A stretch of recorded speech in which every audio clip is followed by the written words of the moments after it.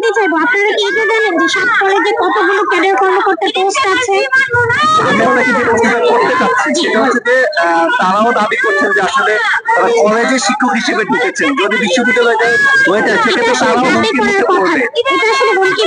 আপনি খুব ভালো করেই জানেন বিশ্ববিদ্যালয় হওয়ার পরে এই কলেজের এই ক্যাডার পোস্ট স্বাভাবিকভাবেই থাকবে, স্বাভাবিকভাবেই থাকবে। আপনি বলেন থাকবে কি? বাকি শিক্ষকরা আসলে কি করবে? যারা সেই প্রশ্নটা তো আমার, যে আমার শিক্ষকরা কি করবে, এই প্রশ্নটা তো আমার।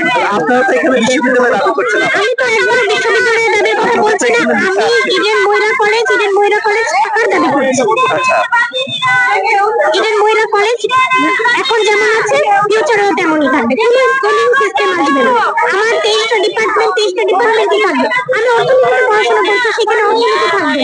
আমি তো ভবিষ্যতে আমার কলেজে এসে আমার অস্তিত্ব খুঁজে পাবো। এখন নর্মালি এক কথায় আপনাদেরকে তো বোঝানো যাবে না যে আমি আসলে কি চাচ্ছি। আমাদের 5 দফার পিছনে অনেক কিছু আছে, কারা কারা আছে? অনেক কিছু। আপনি 5 দফাটা একটু দেখেন। আপনি বলেন।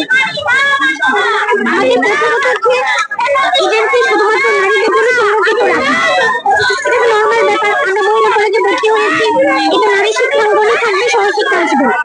দ্বিতীয়ত হচ্ছে আপনার ডিপার্টমেন্ট বিলুপ্ত করা যাবে না, কোনো রকম ডিপার্টমেন্ট বিলুপ্ত করা যাবে না। বিশ্ববিদ্যালয়ের যে বেঁধে দেওয়া সময়, এই সময়ও আমরা মানি না।